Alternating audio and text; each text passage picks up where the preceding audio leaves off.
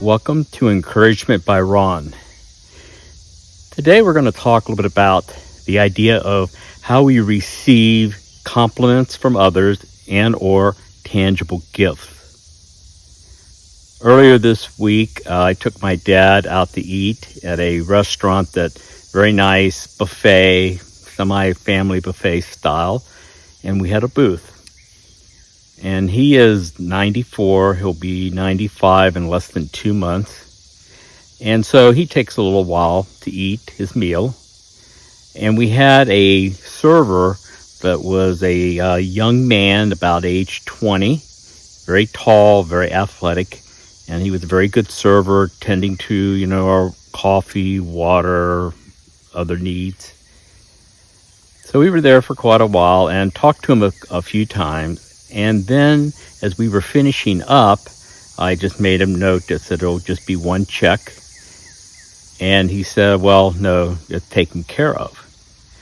And so I just wanted to make sure I heard him correctly. I said, are you saying the meal has been taken care of for both of us?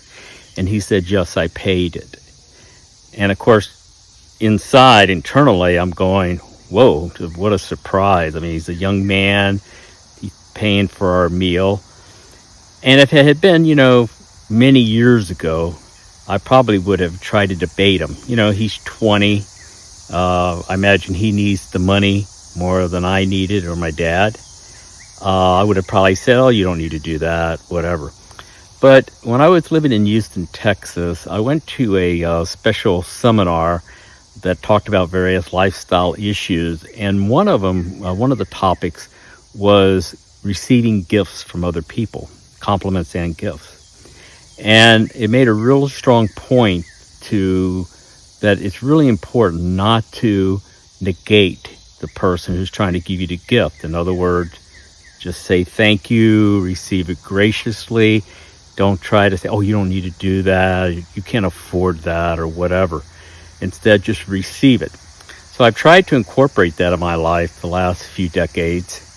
And so with this young man, I did the same thing because mentally my initial response was, no, you don't need to do that. We can pay for our own meal.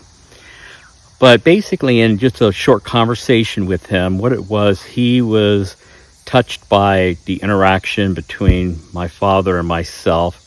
Also, I think the idea that the family value, that we honor our older people in the family, our elderly people in the family.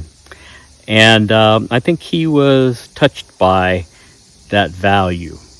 And he wanted, in his own way, he wanted to acknowledge, yes, I like what you are, your dynamics, and I want to express appreciation for that.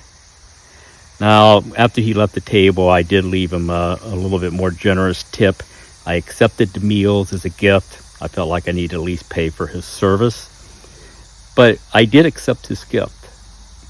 And it's important to do that because we build a social connection when we receive gifts and compliments that are given by others to us. And it's important for us to not, make it a cloudy issue or muddy the waters. We need to just fully accept the gifts, compliment, and say thank you. So one of the challenges I have for us is that as we go forward, when next time we receive a compliment or a gift, unless it's something that would be a conflict of interest for you at work or something like that, but anything other than that, any kind of gift that would be given, that you just don't try to say, don't give it to me, you can't afford it, or whatever. Just say, well, thank you. I do really appreciate that. Of course, my prayer for this young man, and his name is Canaan, is that God will bless him for doing what he did, and he'll be greatly blessed by looking at life that way and generating and celebrating good values. Thank you.